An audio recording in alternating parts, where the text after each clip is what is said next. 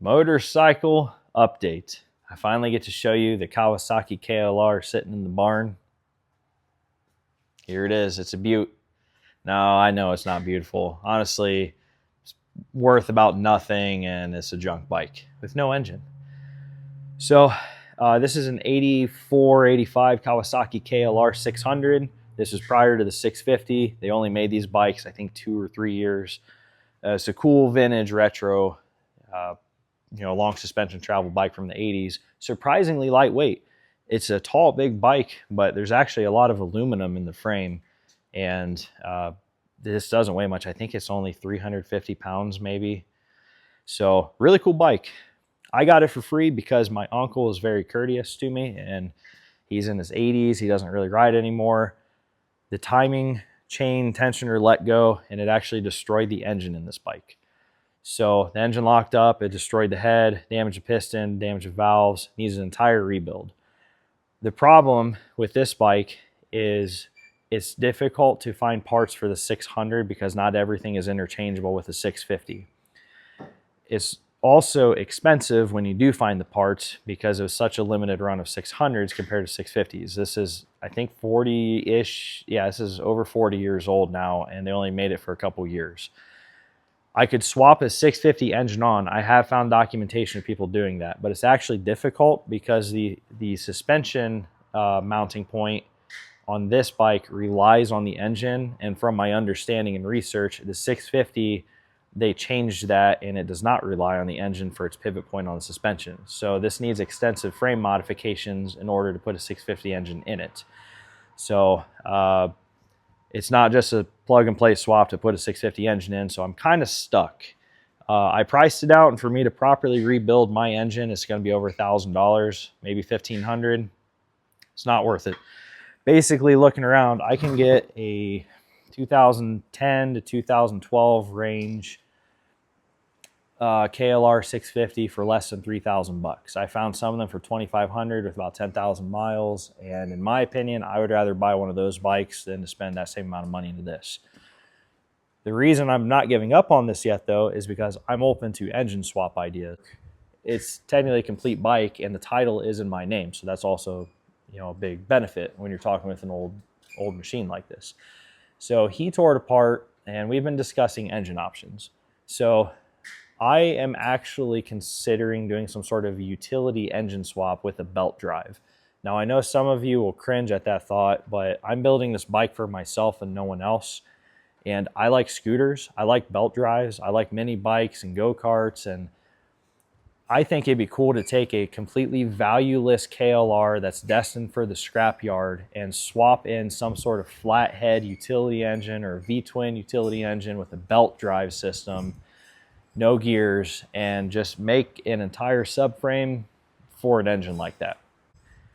So that's an alternative. If I can find an entire other KLR 600 for parts, I'll consider buying it if it's around $500. They're kind of hard to find, but if I can get one and pull the engine out of it, that is still an option too, and I might still do that. So I don't know what the future holds for this bike. If I got to buy another bike, I will, because I got to get on it. I got to practice. I need to get my time in. I'm 3 months out from the rally. I'm going to go to my buddy Sean's house and ride his Honda CRF in the woods just to practice my dirt skills, because I need seat time. My health is getting figured out. My weight's down. My muscle's up. My endurance is up. Now I'm to the bike. So I'll work on this. I have some truck prep for my recovery truck. Got to get my camper ready. It's a whole list of things to get done, but we'll see what the future holds for this bike. I really want to run it. So yeah, stay tuned, and I'll give you updates as I go.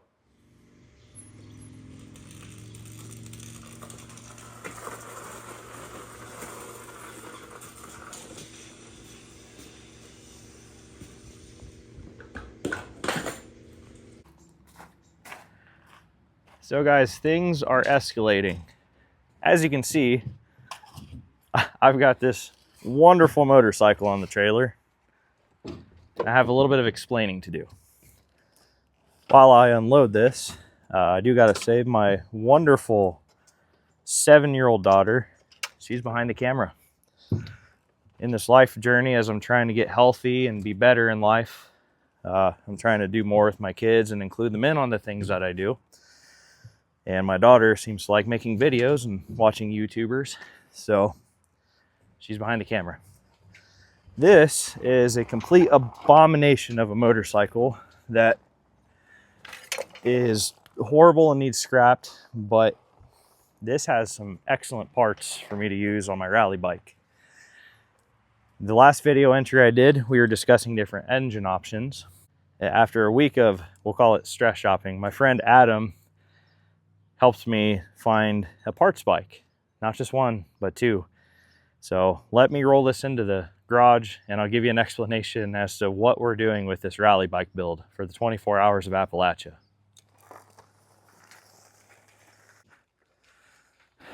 So in my last video entry, we were discussing doing a utility engine swap on the KLR 600. Something that might be a little bit cheaper and easier than rebuilding the 600 on the bike, or in the least, more interesting in my opinion.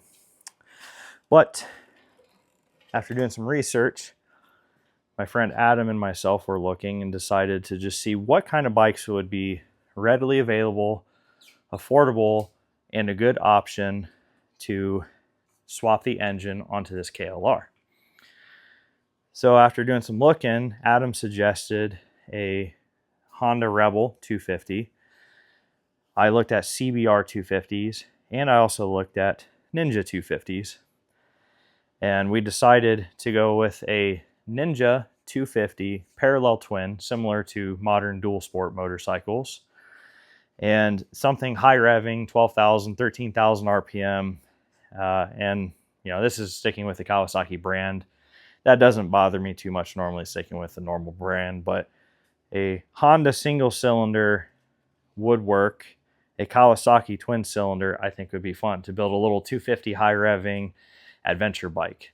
So that's the direction we're taking. This is the first one I found for $100, and it is just a totally beat to death, wrecked, blown up Ninja 250. I did look up the VIN number, it's not stolen, but I paid $100 for this, and this will serve as my template to swap this engine onto this bike.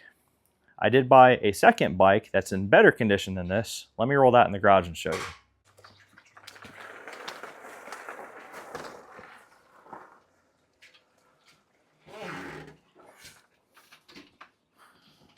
So this is the second bike I purchased. The day after I purchased the first Ninja 250. So this one is titled in my name. I got this for $400. It's been wrecked multiple times. It has a salvage title, but I thought $400 was a great price. It's actually been more recently wrecked and all the controls are bent. The exhaust is pushed into the suspension arm. The sight glass is broke on the engine, so all the oil leaks out, so you can't actually run it right now. But this is going to be a great donor bike because it has a good engine. It does run. So what we'll do is take the $100 trashed bike with a blown engine, cut that one apart, put the engine mounts and all the various components and frame components onto the KLR, do all the mock-up, build the bike, and then when that's completed, this is going to be torn down so the good parts can go onto that KLR 600. So in the end, we should have a reasonably tame 250 high revving, lightweight adventure bike with long travel suspension, and it's going to be built on a budget. All in so far on all three bikes with all the parts, I'm a little over $500 in on all this. Technically, I could just go buy a 2008 KLR. There's one about 5 miles from here for $3,000. But I like this idea of doing something unique and different. And I like the idea of having a high revving 2-cylinder engine swapped onto a bigger KLR frame. I think I can build a good rally bike that will get me through the 24 hours of Appalachia. And it'll be something unique, maybe not everybody's flavor, but we'll see what the end result looks like. So let's continue on this journey and see what happens.